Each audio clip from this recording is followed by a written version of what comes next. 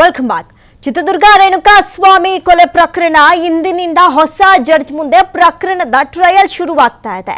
CCH 59ನೇ ಕೋರ್ಟ್ನಲ್ಲಿ ಎಲ್ಲಾ ಆರೋಪಿಗಳ ವಿಚಾರಣೆಯನ್ನ ನಡೆಸಲಿದ್ದಾರೆ ನ್ಯಾಯಾಧೀಶಿಯಾದಂತಹ ಸುಜಾತ ಮಡಿವಾಳಪ್ಪ. ವಿಚಾರಣೆ ವೇಳೆ ಕೋರ್ಟ್ ಮುಂದೆ ಹಾಜರಾಗಬೇಕಾಗಿದೆ ಆರೋಪಿಗಳು. ವಿಡಿಯೋ ಕಾನ್ಫರೆನ್ಸ್ ಮೂಲಕ ಹಾಜರಾಗಲಿದ್ದಾರೆ ದರ್ಶನ್ ಹಾಗೂ ಪವಿತ್ರ.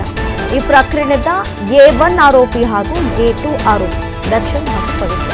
ಚಿತ್ರದುರ್ಗ ರೇಣುಕಾ ಸ್ವಾಮಿ ಭೀಕರ ಕೊಲೆ ಪ್ರಕರಣಕ್ಕೆ ಸಂಬಂಧಪಟ್ಟಂತೆ ಇವತ್ತಿನಿಂದ ಈ ಪ್ರಕರಣಕ್ಕೆ ಹೊಸ ಜಡ್ಜ್ ಇರ್ತಾರೆ.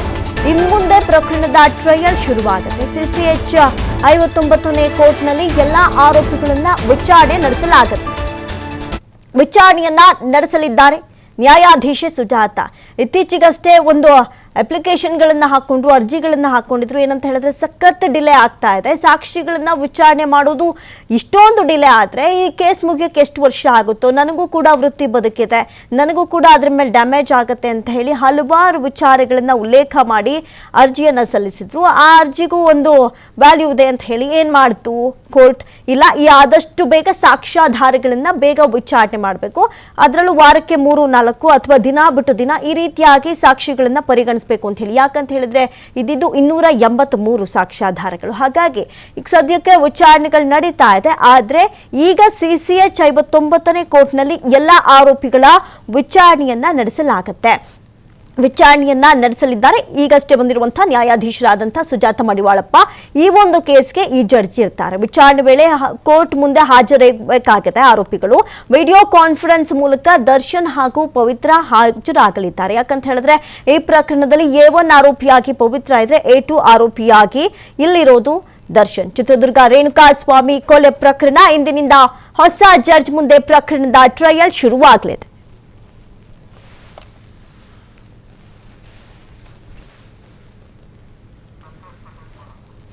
ಈ ಬಗ್ಗೆ ಮತ್ತಷ್ಟು ಮಾಹಿತಿಯನ್ನ ಕೊಡ್ತಾರೆ ದೂರವಾಣಿ ಸಂಪರ್ಕದಲ್ಲಿ ಪ್ರತಿನಿಧಿ ಸಂತೋಷ್ ಪಟೇಲ್. ಇನ್ನು ಚಿತ್ರದುರ್ಗದ ಭೀಕರ ಕೊಲೆ ಆಗಿದ್ದು ರೇಣುಕಾ ಸ್ವಾಮಿ ಅವರದು. ಈಗ ಸದ್ಯಕ್ಕೆ ಡೇ ಬೈ ಡೇ ವಿಚಾರಣೆ ನಡೆಸಬೇಕು ಅಂತ ಹೇಳಿ ಈ ಹಿಂದೆ ಆದೇಶ ಬಂದಿತ್ತು. ಇವತ್ತಿನಿಂದ ಹೊಸ ಜಡ್ಜ್ ಮುಂದೆ ಈ ಪ್ರಕರಣದ ಟ್ರಯಲ್ ಶುರುವಾಗುತ್ತೆ. ಏನಿದೆ ಡೀಟೇಲ್ಸ್?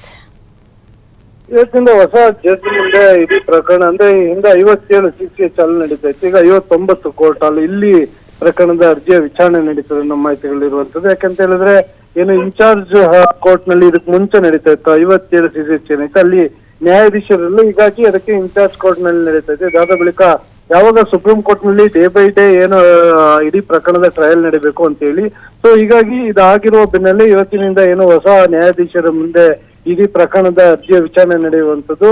ಸೊ ಇವತ್ತು ಅರ್ಜಿ ವಿಚಾರಣೆ ಬಳಿಕ ಅಂದ್ರೆ ಜೈಲಿನ ಪರತ್ನ ಗೃಹದಲ್ಲೂ ದರ್ಶನ್, ಪವಿತ್ರಗೌಡ ಸೇರಿ ಇತರರೆಲ್ಲರೂ ಕೂಡ ವಿಡಿಯೋ ಕಾನ್ಫರೆನ್ಸ್ ಮುಖಾಂತರ ಹಾಜರಾದ್ರು. ಉಳಿದಂತವ್ರು ಫಿಸಿಕಲಿ ಆಗಿ ಇವತ್ತು ನ್ಯಾಯಾಧೀಶರ ಮುಂದೆ ಹಾಜರಾಗ್ತಾರೆ. ಇದಾದ ಬಳಿಕ ಅರ್ಜಿಯ ವಿಚಾರಣೆ ನಡೆಯುವಂಥದ್ದು. ಅದ್ರ ಜೊತೆಗೆ ಪ್ರತಿದಿನ ಮಾಡ್ಲಿಕ್ಕೂ ಕೂಡ ಚಿಂತನೆಯನ್ನ ಮಾಡ್ತಾ ಇದ್ದಾರೆ. ಇಲ್ಲಾಂದ್ರೆ ಕೊನೆ ಪಕ್ಷ ವಾರದಲ್ಲಿ 4 ದಿನ ಆದ್ರೂ ಕೂಡ ಅರ್ಜಿ ವಿಚಾರಣೆಯನ್ನ ಮಾಡಬೇಕು ಅನ್ನೋದು ಸದ್ಯ ಈಗಿರುವಂತದ್ದು.